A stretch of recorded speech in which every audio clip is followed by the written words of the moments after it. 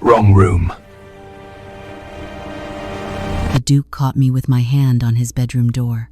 "Wrong room," he whispered, but his grip on my wrist said otherwise. He pulled me inside. The door clicked shut behind us. And in that moment, I knew my carefully sensible life was about to shatter. I'd come to steal proof of a wager, a signed document that would save my sister from ruin. What I found instead was the Duke of Thornwood himself, standing in the shadows of his private chambers, watching me with eyes that saw far too much. He should have called for help, should have had me thrown out, should have demanded an explanation. Instead, he stepped closer. "You weren't supposed to be here, Miss Crawford," he said, his voice low and dangerous. "But now that you are, we need to talk about what you're really looking for." My heart hammered against my ribs. How did he know? How could he possibly know? Let me tell you how I ended up in the Duke's bedroom at midnight, my reputation hanging by a thread, and my sister's future in my trembling hands. My name is Lillian Crawford, and I'd spent 26 years being the sensible one, the practical daughter, the one who managed the household accounts when father's investments failed, the one who stretched our dwindling income until it screamed, the one who ensured my younger sister Arabella had gowns for her season even while I wore the same 3 dresses until the seams gave way. I was good at being invisible, good at fading into wallpaper while Arabella sparkled in drawing rooms and ballrooms across London, good at pretending I didn't notice how gentlemen's eyes slid past my copper hair and stubborn freckles to land on Arabella's golden perfection. Not that I begrudged her the attention. Arabella deserved every admiring glance, every whispered compliment, every hopeful suitor. At 19, she possessed the kind of beauty that made poets reach for their quills and sensible men forget their own names. More importantly, she was genuinely kind, a rare combination that made her our family's best and perhaps only hope for financial salvation. The Thornwood ball was supposed to be Arabella's triumph. Lord Edmund Ashby had been courting her for weeks, and tonight, everyone whispered, he would propose. Our mother had wept with relief. Our father had actually smiled, something he rarely did anymore since the investments failed. Everything depended on this match. Everything. But if you're enjoying this story of secrets, danger, and impossible choices, please hit that subscribe button now, because what happens next will change everything you think you know about duty, desire, and the price of protecting the ones you love. Trust me, you won't want to miss a single moment. I'd been standing in the shadows of the Thornwood ballroom, watching Arabella dance with Lord Ashby, when I overheard the conversation that destroyed my peace forever. 2 men, tucked away in an alcove near the library doors, their voices low, intimate, clearly unaware they were being overheard. I would have ignored them, gentlemen. Often said things in private they would never say in company, but then I heard Arabella's name, practically falling into my hand. Lord Ashby's voice, smooth as silk and twice as dangerous. "Another week, 2 at most, and I'll have her. £100 says you can't." The Duke of Thornwood's voice, cold, calculating. "The sister watches her like a hawk. You won't get a moment alone." My blood turned to ice. "The sister is nothing," Ashby replied with a laugh that made my skin crawl. "Plain as a post and twice as dull. She'll fall asleep at her post eventually. And when she does, what?" The Duke's tone held dark amusement. "You'll steal a kiss? Hardly worth £100. Who said anything about a kiss?" Ashby's words dripped with malice. "I intend to thoroughly compromise Miss Arabella Crawford. One night in my bed, and she'll have no choice but to marry me or be ruined beyond repair." The floor tilted beneath my feet. "And if she chooses ruin?" The Duke sounded intrigued rather than appalled. "The family has nothing. She'd be destroyed. Either way, I win the wager." Papers rustled. "I wrote it down, you know. Signed and witnessed. Can't have you weaseling out when I claim my prize." "Always so thorough," the Duke murmured as their voices faded down the hallway. I stood frozen, my mind racing. Lord Ashby, the charming, wealthy, seemingly perfect Lord Ashby, was planning to ruin my sister, not because he loved her, not because he wanted to marry her, but because of a wager, a signed, witnessed wager. that proved his intentions were malicious rather than merely opportunistic. And the Duke of Thornwood, the silent, mysterious Duke everyone whispered about, was not only aware of the plan, but had bet against its success. I couldn't tell Arabella. She would confront Ashby publicly. Because Arabella had no guile and even less self-preservation, there would be a scene, denials, accusations, scandal. And even if Ashby were exposed, Arabella would be tainted by association. The whispers would follow her forever. Our mother would never survive it. Our father would be destroyed. And Arabella's chances of making any respectable match would vanish like morning mist. No. The only way to protect Arabella was to obtain proof of Ashby's villainy without anyone knowing it existed. I needed that wager, the signed, witnessed document that would give me leverage over Ashby. Leverage I could use to make him leave quietly, to spread no rumors, to disappear from our lives forever. Which meant I needed to find where Ashby kept his private papers, and I had a terrible suspicion they were somewhere in the Duke of Thornwood's manor. The party downstairs was a blur of music and laughter, but all I could hear was the constant thrum of my heart as I climbed the servants' stairs to the private wing of Thornwood Manor. My hands trembled as I gripped the banister. This was madness, absolute madness.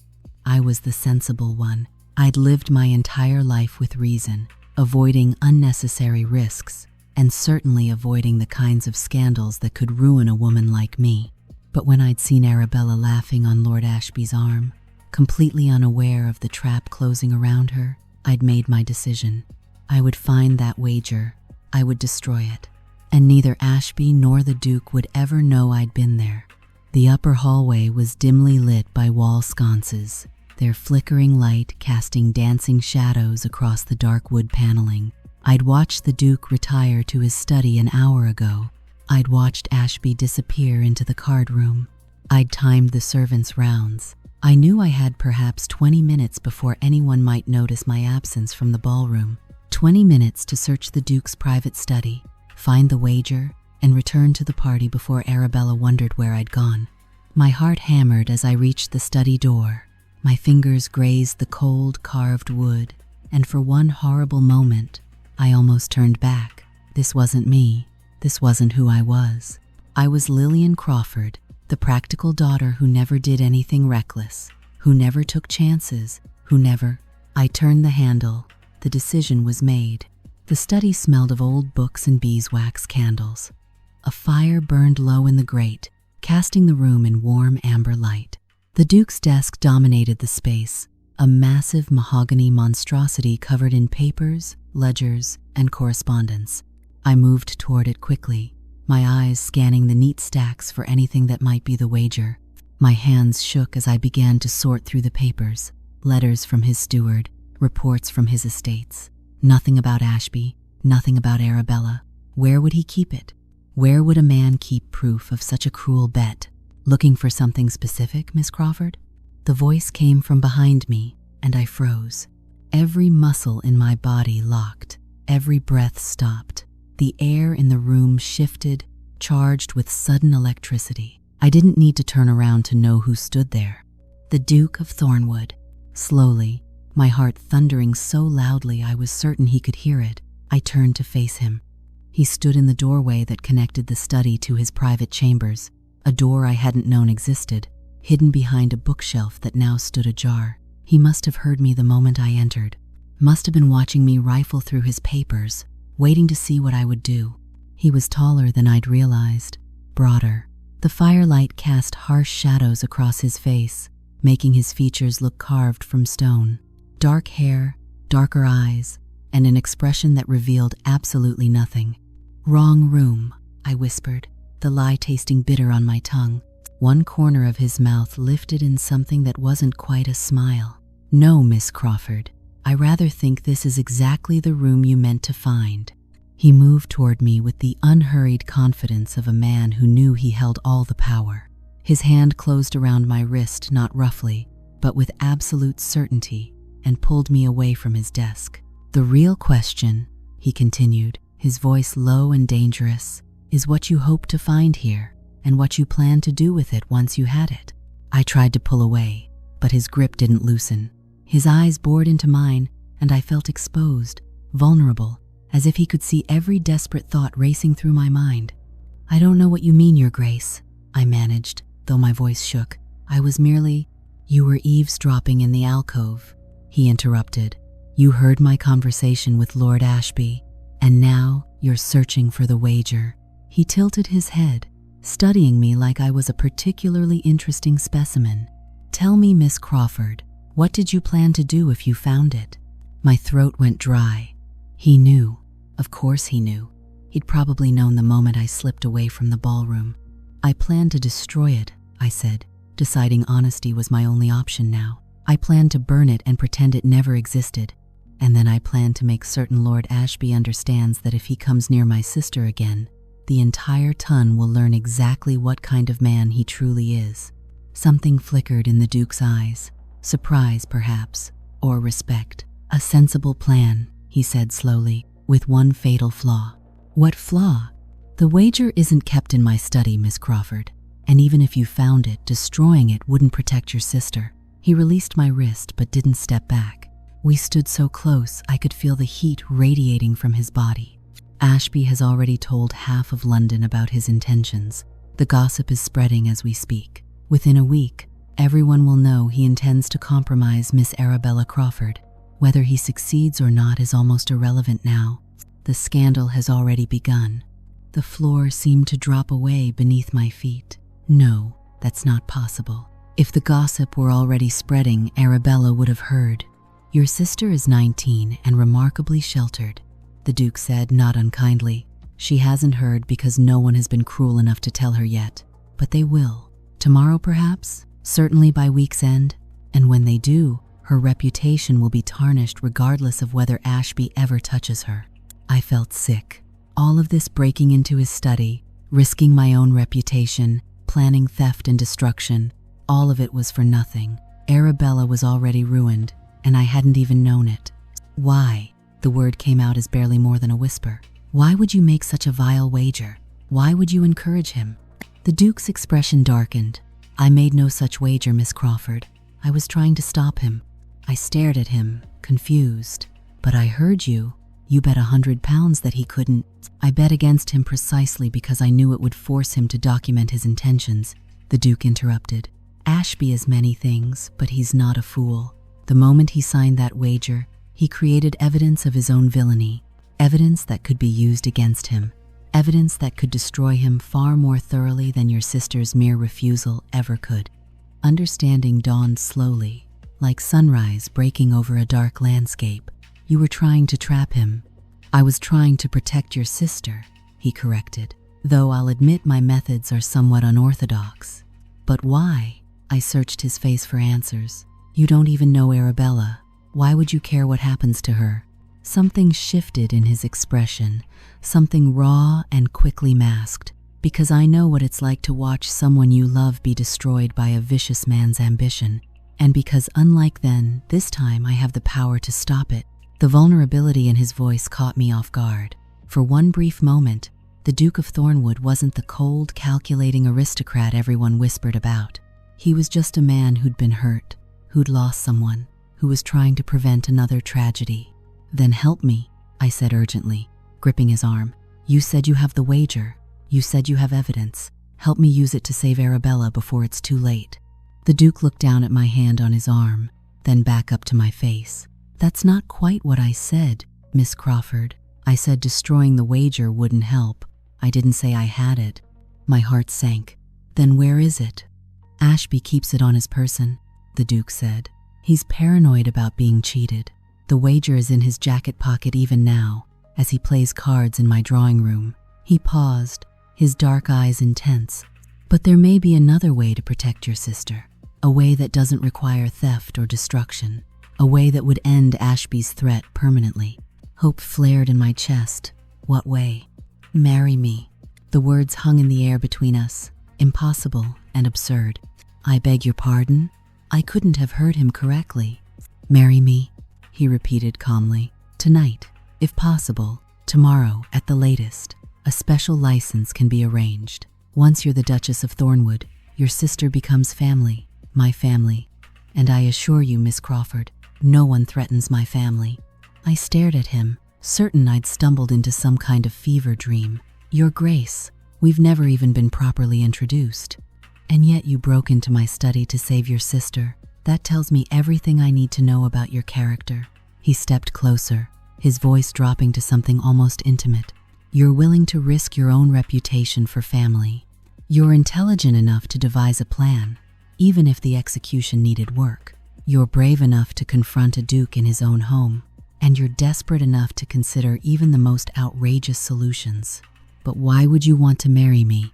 The question burst out before I could stop it. I'm nobody. I have no fortune, no connections, no. You have something far more valuable than any of those things, Miss Crawford. His hand came up to cup my cheek, and I froze at the unexpected gentleness of the gesture. You have the same fire I've been missing since the day I lost everything that mattered. You remind me that some things are worth fighting for, that some people are worth protecting. That maybe, just maybe, I'm not as dead inside as I thought I was. My breath caught in my throat. This close, I could see the lines of old pain etched around his eyes. Could see the loneliness he tried so hard to hide behind cold calculation and social distance. This is madness, I whispered. Perhaps, he agreed, but it's madness that serves us both. You get the protection your sister needs. I get a wife who might actually be brave enough to stand beside me instead of cowering in fear. And Ashby gets destroyed when the Duke of Thornwood makes it clear that threatening a duchess's family is an excellent way to lose everything. I should have refused, should have walked away, should have found some other solution that didn't involve marrying a stranger in the middle of the night. But as I looked into the Duke's eyes, I realized something crucial. This wasn't just about saving Arabella anymore. This was about saving myself from the life I'd been living, the quiet, sensible existence I'd outgrown. The role of invisible caretaker I'd been playing for so long I'd forgotten how to be anything else. If I agree to this, I said slowly, I need to know one thing. Ask, why did you really make that wager with Ashby? And don't tell me it was just to protect Arabella. There's something else, something personal. The Duke's jaw tightened. For a long moment, I thought he wouldn't answer. Then, so quietly, I almost didn't hear it. Because 3 years ago, a man very much like Ashby compromised my sister. She was 17, he was 35 and married. She thought it was love. He thought it was amusing. When she discovered she was carrying his child, he denied everything, called her a liar, destroyed her reputation so thoroughly that even I couldn't save her. His voice broke on the last words. She drowned herself in the Thames rather than face the scandal. So yes, Miss Crawford, this is personal. Very personal indeed. Oh God. The raw pain in his voice tore through me, shattering every assumption I'd made about him. I'm so sorry, I whispered, knowing the words were inadequate, but needing to say them anyway. Don't be sorry, he said harshly. Be willing to help me make certain no other woman suffers the way my sister did. Be willing to stand beside me when I destroy Ashby so completely that he becomes a cautionary tale for every other villain who thinks women are merely toys to be ruined for sport. In that moment, looking at the Duke of Thornwood, this hard, damaged man who was offering me everything in exchange for the chance to save one girl from the fate his sister had suffered, I made my decision. Then we begin? I said, echoing the words he'd used to close our negotiation. Something sparked in his eyes. Relief, perhaps, or hope. He raised my hand to his lips and pressed a kiss to my knuckles that felt like a promise. Then we begin, he agreed. Welcome to the fight, Miss Crawford, or should I say, Your Grace. The Duke's private chambers were nothing like I'd imagined. I'd expected cold grandeur, marble and gilt, the kind of ostentatious wealth that screamed of power and distance. Instead, I found myself in a room that felt almost intimate. Dark wood paneling, a fire crackling in the hearth, books scattered across every surface, their spines worn from repeated reading, a half-empty glass of brandy on the side table. This was where the Duke lived when he wasn't performing the role society demanded of him. Sit, he said, gesturing to the chair nearest the fire. We need to discuss the practicalities before we do anything else. I sank into the chair, my legs suddenly weak. The reality of what I'd just agreed to was beginning to settle over me like a heavy cloak. I was going to marry the Duke of Thornwood. Tonight or tomorrow. A man I'd spoken to for perhaps 20 minutes total. A man who'd just revealed the most devastating loss of his life to a complete stranger. The Duke moved to a writing desk in the corner and began pulling out documents. A special license will take time we don't have, but I know the Archbishop personally, and he owes me several favors. I can have the license by morning. He glanced at me over his shoulder. The ceremony can be performed here, in my private chapel. Small, quiet, just witnesses and the priest. What about Arabella? The words came out sharper than I'd intended. She needs to be there. And my parents. I can't just disappear and marry you without— Your sister will be there, he interrupted gently. And your parents. We'll tell them I made you an offer last week, and you've been considering it. We'll say you accepted tonight, and given the circumstances of your father's health and financial situation, we decided not to wait. He turned to face me fully. They'll be surprised, certainly, but they'll also be relieved. The Duke of Thornwood asking for their eldest daughter's hand is far better than they could have hoped for. I flinched at the casual cruelty of the truth. You make it sound like a business transaction, isn't it? His voice was matter of fact, but something in his eyes softened. I need a duchess who won't faint at the sight of blood when I go to war with Ashby. You need protection for your family that only my title and wealth can provide. We're both getting what we need, Miss Crawford. That's not cruelty, that's honesty. And what happens after? I heard myself ask. After Ashby is dealt with and Arabella is safe, what happens to us? The Duke was silent for a long moment, his dark eyes studying me with an intensity that made my skin prickle. That depends entirely on what you want this marriage to be. What I want? I laughed, the sound brittle even to my own ears. Your Grace, I came here tonight to steal a document. I'm now agreeing to marry you. I don't think what I want has any bearing on this situation. It has every bearing. He moved closer, each step deliberate. I have no interest in a wife who lives in terror of me. I've seen that marriage. My father kept my mother locked in fear for 30 years. I will not repeat his mistakes. He knelt beside my chair, bringing himself to eye level with me. The gesture was so unexpected, so utterly vulnerable that my breath caught. So I'm asking you, Lillian Crawford, what do you want this marriage to be? No one had asked me what I wanted in years, perhaps ever. I'd spent so long being the sensible one, the practical one, the one who sacrificed her own desires for everyone else's needs, that I'd almost forgotten I was allowed to want anything. I want honesty, I said finally. I want to know who you really are, not just the cold Duke everyone whispers about. I want to matter not just as a chess piece in your war against Ashby, but as a person. My voice dropped to barely above a whisper, and I want to stop being invisible. Something flickered across his face, recognition, perhaps, or understanding. Then I'll make you a promise, Lillian. From this moment forward, you will never be invisible to me. I will see you, I will hear you, and I will stand beside you when the world tries to push you back into the shadows. He reached up and took my hand. In return, all I ask is that you do the same for me. I don't understand. Everyone sees the Duke of Thornwood, he said quietly. Cold, calculating, untouchable. But no one has seen Christopher Hartwell in 3 years. Not since my sister died. Not since I locked away everything that made me human and became nothing but a title and a fortune. His grip on my hand tightened. You asked who I really am. I'm not sure I remember anymore. But perhaps, with you, I might find out. Christopher. His name was Christopher, and he was just as lost as I was. Then we'll find out together, I heard myself say. Christopher. The sound of his name on my lips seemed to shake something loose in him. He stood abruptly, pulling me up with him. We need to return to the party before anyone notices we're both missing. Can you compose yourself? I took a shaky breath and nodded. Yes, but what do I tell Arabella when she asks where I've been? Tell her you were avoiding the dancing? He said with the ghost of a smile. Tell her you found a quiet corner to read. Tell her whatever you normally tell her when you disappear. He moved toward the door, then paused. But Lillian, don't tell her about the wager yet. Not until after we're married. I need you to trust me on this." Every instinct screamed at me to refuse.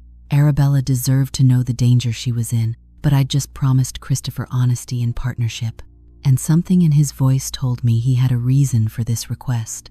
"I trust you," I said, surprised to realize I meant it. He nodded once, sharp and satisfied. "Then go. Return to the ballroom through the servants' stairs. I'll follow in 10 minutes. Tomorrow morning, I'll call on your father formally to request your hand. By tomorrow evening, you'll be my wife." I moved toward the door, my mind reeling with everything that had happened in the last hour. But just as I reached for the handle, his voice stopped me. "Lillian." I turned back. "Thank you," he said simply, "for seeing me, for trusting me, for being brave enough to break into my study and foolish enough to agree to marry me." A smile tugged at my lips despite everything. "I'm not sure foolish is the word I'd choose, Your Grace." "Christopher," he corrected. "When we're alone, I'm Christopher. The Duke is for everyone else. But you get to see the man underneath." The intimacy of that statement hit me like a physical blow. I nodded, not trusting my voice, and slipped out the door before he could see the tears threatening to spill over. The servants' stairs were dark and narrow, and I moved through them blindly, my mind spinning. What had I done? What had I just agreed to? Marriage to a stranger, a devastatingly complicated stranger with secrets and pain and a vendetta against a man who deserved everything Christopher planned to do to him. But as I emerged back into the bright lights and music of the ballroom, smoothing my skirts and plastering on my practiced smile of polite invisibility, I realized something crucial. For the first time in my 26 years, someone had asked me what I wanted, and I'd told him the truth. "There you are." Arabella appeared at my elbow, her face flushed with excitement. "I've been looking everywhere. You'll never believe what just happened. Lord Ashby asked Father for permission to court me properly. Officially, he said he wanted to do everything correctly with no hint of impropriety." My blood ran cold. Christopher had been right. Ashby was already maneuvering, already setting the stage for whatever he had planned. The official courtship request was cover a way to appear honorable while plotting Arabella's destruction. "That's wonderful," I managed, forcing brightness into my voice. "I'm so happy for you." "You don't look happy," Arabella said, her brow furrowing. "Josie, are you quite well? You look pale." "Just tired," I lied. "You know I don't sleep well in strange houses." "Come sit with me," Arabella insisted, linking her arm through mine. "I want to tell you everything," he said. He was so proper, so correct. And when he took my hand, oh Lillian, I think I might truly be in love. I let her pull me toward the chairs lining the ballroom wall, listening with half an ear as she rattled on about Ashby's supposed virtues. All the while, I felt Christopher's eyes on me from across the room. He'd returned to the party, and now stood in conversation with several other gentlemen, but his attention never wavered from where I sat with my sister. Protecting me, I realized. Even now, even from across a crowded ballroom, the Duke of Thornwood might be cold and calculating to the rest of the world, but to me, he'd offered something precious: partnership, truth, and the promise that I would never again be invisible. Tomorrow, I would become his Duchess.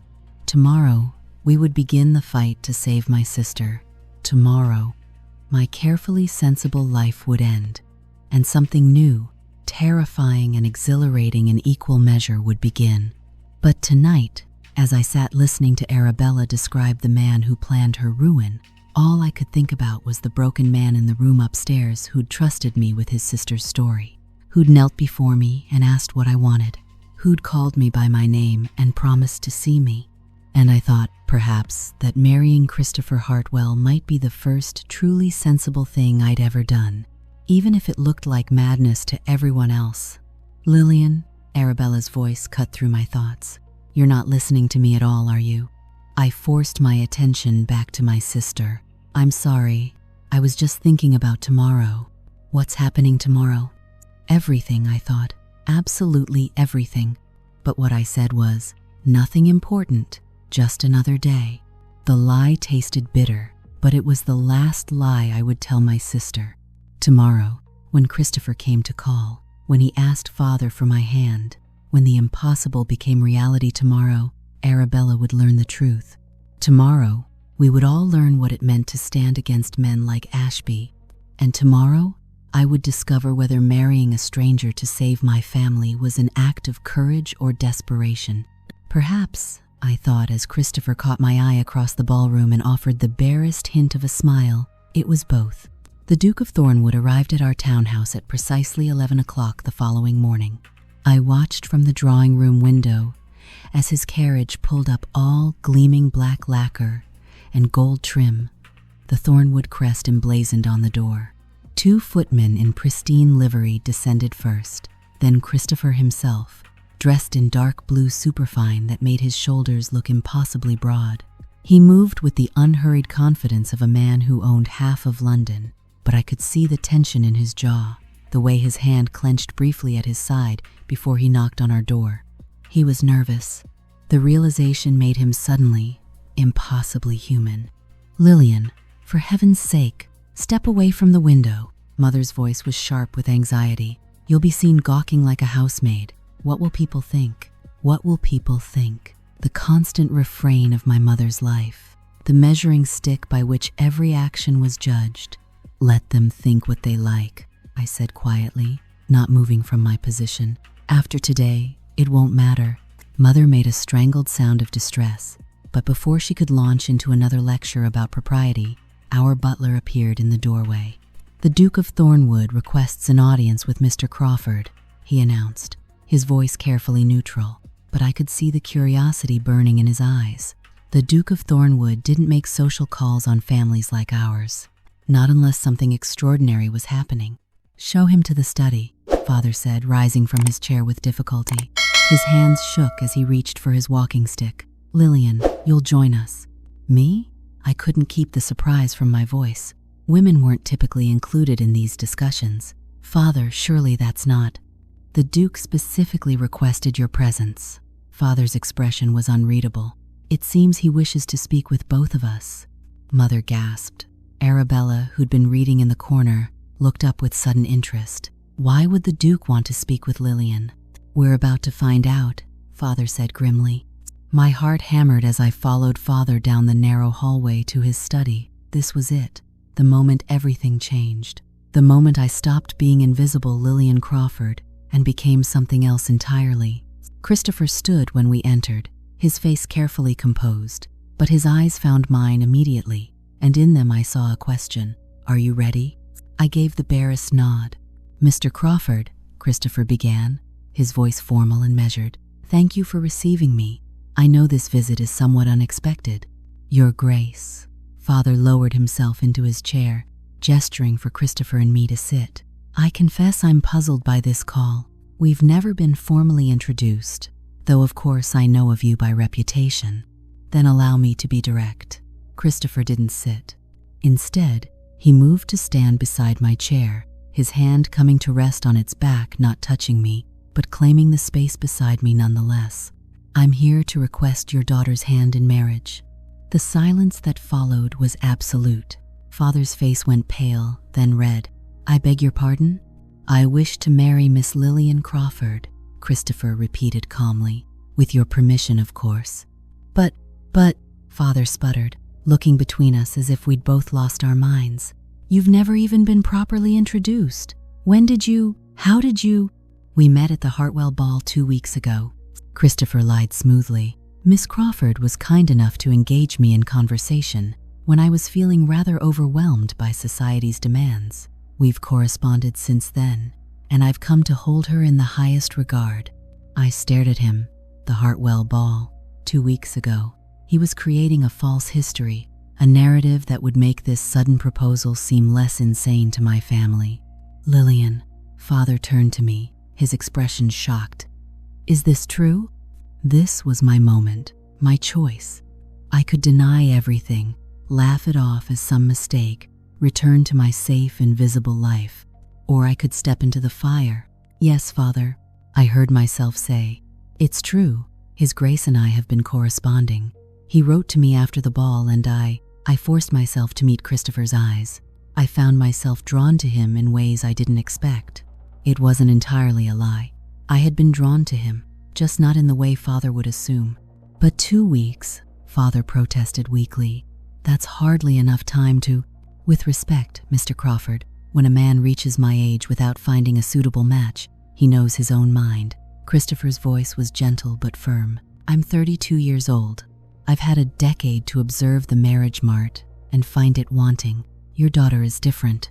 She's intelligent, practical, and possesses a strength of character I've rarely encountered. He paused. I won't pretend this is a grand romantic gesture. I'm offering a partnership, security, and the protection my title and fortune can provide. Father's eyes narrowed at that last part. Protection from what? From the uncertainty of your current situation, Christopher said bluntly. I understand your investments have suffered significant losses, that your wife's health requires expensive treatments, that you have 2 daughters who need to make good matches, and limited resources with which to support them. He leaned forward. Marry Lillian to me, and those concerns disappear. I'll settle your debts, ensure your wife receives the best medical care available, provide generous dowries for Arabella when she marries. It was exactly the wrong thing to say. Father's face went from pale to furious. Are you suggesting I would sell my daughter to the highest bidder? I'm suggesting that love is a luxury most families cannot afford, Christopher replied coolly, and that practical considerations are not shameful. They're sensible. Your daughter understands this. I believe you do as well. Get out. Father's voice shook with rage. How dare you come into my home and proposition me like I'm some merchant hawking goods? Father, stop. My voice cut through his tirade, sharp and clear. Both men turned to stare at me. His Grace is right. We can't afford romantic delusions anymore. We can barely afford bread. Lillian, Father looked stricken. It's true and you know it. I stood, my hands clenched at my sides. We're drowning, Father, slowly but surely, and you're too proud to admit it. But I'm not. I turned to Christopher. If I marry you, you'll take care of my family? All of them? You'll make certain Arabella has every opportunity I never did? I give you my word, Christopher said solemnly. Then I accept your proposal, Your Grace. The words fell into the room like stones into water, sending ripples through everything, with or without Father's blessing. Father made a choking sound. You can't be serious. I'm completely serious. I faced him fully, and for the first time in my life, I didn't lower my eyes or soften my voice. I'm 26 years old, Father, long past the age where I need your permission, but I'd like your blessing regardless. Because despite everything, despite the failed investments and the mounting debts, and the way you've let pride strangle us all, I love you, and I want you to be happy for me. Tears filled Father's eyes. This isn't happiness, Lillian. This is desperation. Perhaps, I acknowledged softly, but it's also a choice. My choice. And I'm asking you to respect it. The fight seemed to drain out of him all at once. He slumped in his chair, suddenly looking every one of his 60 years. When? Tonight, Christopher said. I have a special license. The ceremony can be performed in my private chapel at 6 o'clock. Tonight? Father's voice was barely a whisper. So soon? I see no reason to wait, Christopher said. Unless Miss Crawford wishes to delay? I shook my head. No, tonight is perfect. What I didn't say, tonight means Arabella is protected that much sooner. Tonight means Ashby loses his opportunity that much faster. Tonight means I become powerful enough to fight back instead of just enduring. Father closed his eyes. Then I suppose I have no choice but to give my blessing. May God forgive me. Father, I moved toward him, but he held up a hand. No, let me speak. He opened his eyes and looked at Christopher with something like desperation. Promise me you'll be good to her. Promise me this isn't just about money and convenience. Promise me my daughter will be treated with respect and kindness, even if there's no love. Something shifted in Christopher's expression. I promise you, Mr. Crawford, that your daughter will want for nothing, that I will honor her as my duchess and partner, and that any man who threatens her will answer to me personally. His eyes found mine. She deserves nothing less. The weight of that promise settled over me like a cloak, heavy, warm, terrifying. Father nodded slowly. Then you have my blessing, though I fear we'll all regret this. "Thank you, Father," I whispered. Christopher moved to shake Father's hand, then turned to me. "I should let you inform your family. I imagine your mother and sister will have questions." "That's an understatement," I said with a shaky laugh. He smiled, a real smile that reached his eyes and transformed his face from coldly handsome to almost beautiful. "I'll send my carriage at 5 o'clock. Bring whoever you wish as witnesses. My staff will ensure everything is ready." "Wait." I caught his arm before he could leave. "What about Ashby? What happens when he learns we're married?" Christopher's smile turned predatory. "Let me worry about Ashby. By tomorrow morning, he'll understand exactly what it means to threaten a Hartwell." He covered my hand with his own. "Trust me, Lillian. I won't let him hurt your sister, or you." Then he was gone, leaving me alone with Father's weighted silence. "You're making a terrible mistake," Father said finally. "Maybe," I agreed.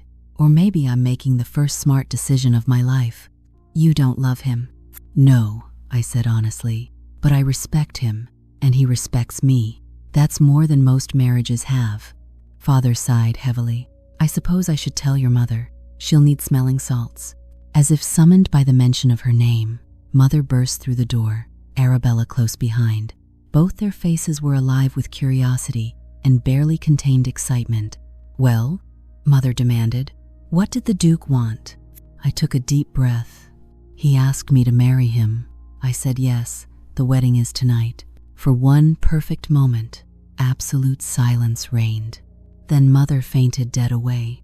Arabella caught her before she hit the floor, but her eyes never left my face. "Tonight? Lillian, have you lost your mind?" "Possibly," I admitted, "but I'm doing it anyway." "But you don't even know him." "I know enough." I moved to help Arabella with Mother, who was already stirring. "I know he's honorable. I know he'll protect our family. And I know," I paused, surprised by the truth of my next words. "I know he sees me, Arabella, really sees me. Not the practical spinster or the invisible caretaker, just me." Arabella's eyes filled with tears. "Is that really enough?" I thought about Christopher kneeling beside my chair, asking what I wanted, promising I would never be invisible to him. "For now," I said softly, "it's enough." The Duke of Thornwood's private chapel was smaller than I'd imagined, but far more beautiful. Candlelight flickered off walls lined with old stone, casting dancing shadows across the carved wooden pews. Stained glass windows depicted saints I couldn't name, their jewel-toned robes glowing in the fading afternoon light. The air smelled of beeswax and roses. Someone had filled the altar with white blooms, their petals perfect and pure. It looked like a place where promises were meant to be kept. I stood in the small anteroom, staring at my reflection in the tarnished mirror. Mother had insisted I wear her wedding dress, a cream silk gown with delicate lace at the collar and sleeves. It was 30 years old and slightly yellowed with age, but on me it looked timeless, simple, elegant in a way I'd never achieved before. For the first time in my life, I didn't look invisible. "You're beautiful," Arabella whispered from behind me.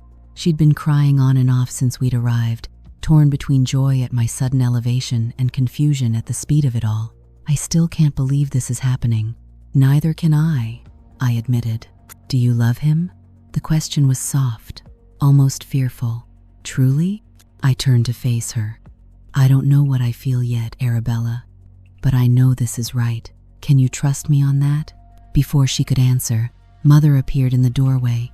She'd recovered from her faint, though her face was still pale beneath the rouge she'd hastily applied. "It's time," she said stiffly. "The Duke is waiting." My heart lurched. This was it, the moment that would change everything. I took Arabella's hand. "Walk with me?" She nodded, squeezing my fingers. "Always." The chapel doors opened, and I stepped through. Christopher stood at the altar, and the sight of him stole my breath. He wore formal black evening clothes, his cravat tied in an intricate knot, a single white rose in his buttonhole. But it was his face that held me captive. The careful composure was gone, replaced by something raw and real. He watched me walk down the short aisle with an intensity that made my skin prickle with awareness. This wasn't just a marriage of convenience anymore. Something had shifted between us, some connection forged in desperation and honesty that neither of us fully understood yet. Father gave my arm to Christopher with a trembling hand. "Take care of her," he whispered hoarsely. "I will," Christopher promised. Then to me, so quietly only I could hear, "You look beautiful, Lillian." Like light breaking through darkness, I felt tears prick my eyes. "Christopher, shh, let's do this properly." He turned us toward the priest, an elderly man with kind eyes who'd clearly performed this ceremony 1,000 times. But even he seemed moved by the strange urgency of this wedding. The words of the ceremony washed over me like water. I heard myself repeat the vows, felt Christopher's hand steady and warm around mine as he slipped a ring onto my finger, a band of gold set with a single perfect diamond that caught the candlelight and blazed like a star. "I now pronounce you man and wife," the priest intoned.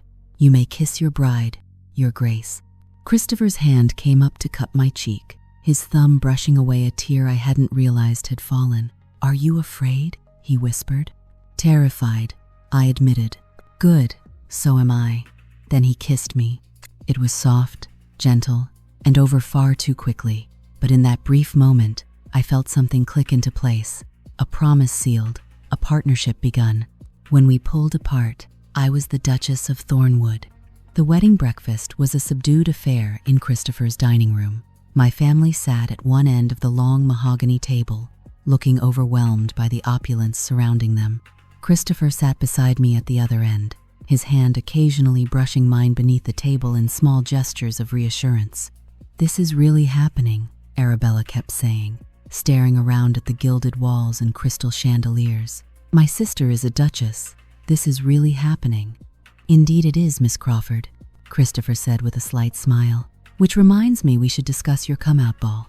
As the Duchess of Thornwood's sister, you'll naturally have access to the finest society. I'm thinking a grand event at Thornwood House next month. 300 guests at minimum." Arabella's eyes went wide. 300, Your Grace. That's far too generous." "It's not generous, it's strategic." Christopher's voice hardened slightly. "The Tun needs to understand that the Crawford family is now under my protection, and that anyone who threatens that family will face consequences." Mother looked confused.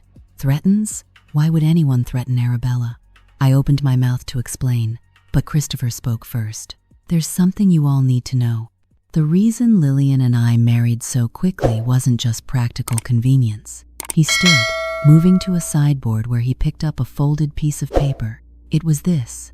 He laid the document on the table in front of Father. "What is it?" Father asked, unfolding it with shaking hands. "A wager," Christopher said coldly, "signed by Lord Edmund Ashby. In it, he bets £100 that he can thoroughly compromise Miss Arabella Crawford within 2 weeks. The exact wording specifies that he intends to ruin her, either forcing marriage or destroying her reputation entirely." The silence that followed was deafening. Then Arabella made a small, broken sound. No, that's not possible. Edmund would never." "Read it," Christopher said gently. "It's in his own hand, signed and witnessed." Arabella snatched the paper from Father's trembling fingers. Her face went from pink to white as she read, her lips moving silently. When she finished, she looked up with eyes full of devastation. "He was planning to ruin me? This whole time?" "This whole time," Christopher confirmed. "Lillian overheard him discussing it at the ball last night. That's why she came to my study. She was searching for this document so she could destroy it and protect you." All eyes turned to me. "Lillian?" Mother's voice shook. "Is this true?" "Yes," I said quietly. "I heard Ashby and the Duke discussing the wager. I thought if I could find proof, I could use it to make Ashby leave you alone. I didn't expect." I looked at Christopher. "I didn't expect the Duke to offer me another solution." "Marriage," Father said slowly, understanding dawning. "You married him to protect Arabella." "I married him because it was the right choice for everyone," I corrected, including myself. Arabella was still staring at the wager, tears streaming down her face. "I loved him," she whispered.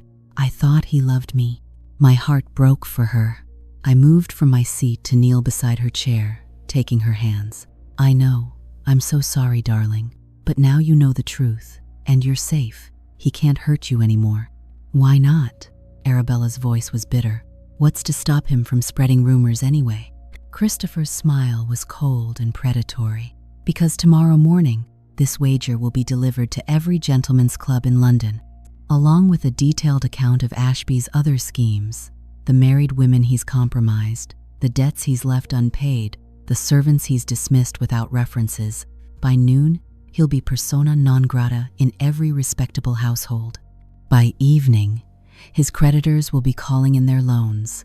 Within a week, he'll be forced to flee to the continent to escape debtor's prison." "You can do that?" Father asked, shocked. "I can do that and more," Christopher said quietly. "I've been collecting information on Ashby for 3 years, ever since my sister—" He paused, pain flashing across his face.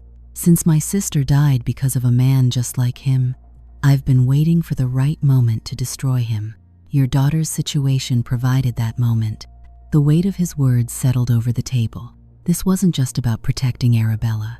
This was about justice for a dead girl who'd never gotten it. "What was her name?" I asked softly. "Your sister?" Christopher's jaw tightened. "Victoria. She was 17. Beautiful, kind, trusting. Everything Arabella is." He looked at my sister. "I couldn't save Victoria, but I can save you, and I will. I swear it on my sister's grave." Arabella burst into tears, and Mother gathered her close. Father sat frozen, the wager still clutched in his hands, looking like he'd aged 10 years in 10 minutes. I stood and moved to Christopher's side. "Thank you," I whispered, "for telling them, for protecting her, for all of it." He turned to me, and in his eyes I saw the grief he carried, the rage he'd channeled into cold calculation, the desperate need to prevent another tragedy. "Thank you for trusting me, for being brave enough to break into my study and foolish enough to marry me. I'm starting to think it might have been the wisest thing I've ever done," I admitted. Something shifted in his expression, surprise, hope, maybe the beginning of something neither of us was ready to name. His hand found mine beneath the table again, and this time he laced our fingers together. "An anchor, a promise. Your grace," Father said heavily, setting down the wager. "What you've done for us, what you're doing. I don't know how we can ever repay you." "You already have," Christopher said simply. "You gave me your daughter. That's payment enough." The way he said it as if I were something precious, something valuable beyond my ability to solve his problems, made warmth bloom in my chest. Later, after my family had departed in Christopher's carriage and the servants had cleared away the wedding breakfast, I found myself alone with my husband in his private sitting room. The word husband felt strange and new, like a dress that didn't quite fit yet. Christopher poured us each a glass of wine, then handed me one. "To unconventional beginnings," he said, raising his glass. "And uncertain futures," I added.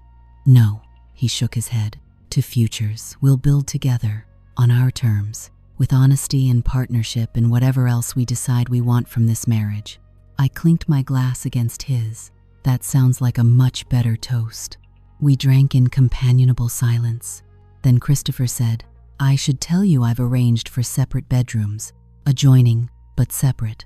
I thought you might want your own space, given how quickly everything has happened." I looked at him in surprise. Most men would have assumed their marital rights on the wedding night. The fact that he was offering me a choice, giving me control over that intimate aspect of our marriage, spoke volumes about the kind of man he truly was. "Thank you," I said softly, "for thinking of my comfort, for everything." "Lillian," he set down his glass and took my hand. "I know this marriage began as a practical arrangement, but I meant what I said earlier. I see you, and what I see is remarkable. A woman brave enough to risk everything for her family, strong enough to stand beside me when I go to war with a man like Ashby, and honest enough to tell me what she wants instead of what she thinks I want to hear." His words unlocked something inside me, some frozen part of my heart I'd locked away years ago, when I decided sensible, practical Lillian didn't get to want things like love and passion and partnership. "I see you too, Christopher," I whispered. "And what I see is a man who's been carrying grief and rage for 3 years, who's forgotten how to be anything except the cold, calculating Duke everyone fears. But underneath all that, you're still the brother who loved his sister so much he spent 3 years preparing to avenge her. That's not coldness, that's devotion. Something broke in his expression. He pulled me close, wrapping his arms around me in an embrace that felt desperate and grateful and achingly tender all at once. I don't know how to do this, he admitted against my hair. How to be a husband instead of just a duke. How to let someone see me without my armor. Then we'll figure it out together, I said, echoing the promise I'd made him earlier. One day at a time, with honesty and patience and whatever else we need. He pulled back just enough to look at me, and in his eyes, I saw the man he'd been before grief hardened him. The man he might be again, with time and care, and someone who refused to let him hide behind his title. I'm glad I caught you sneaking through my door, he said with the ghost of a smile. I laughed despite everything. Wrong room, remember? No, he said seriously. I think it was exactly the right room, and exactly the right woman. Then he kissed me again, and this time, it wasn't the chaste press of lips from our ceremony. This was a promise of what we might become partners, friends, and perhaps, eventually, something more. When we finally pulled apart, breathless and flushed, I knew with absolute certainty that marrying Christopher Hartwell had been the right choice. Not because it saved my family, though it did. Not because it gave me status and security, though it did that too. But because for the first time in my life, I'd chosen something for myself. I'd taken a risk. I'd stepped out of the shadows and into the light. And standing in that light, held in my husband's arms, I finally understood what it meant to be seen. The next morning, just as Christopher had promised, the wager appeared in every gentleman's club in London. By afternoon, Ashby had fled to Dover to escape his creditors. By evening, Arabella's reputation was not only intact, but elevated the Duke of Thornwood's sister-in-law, carefully protected and fiercely championed.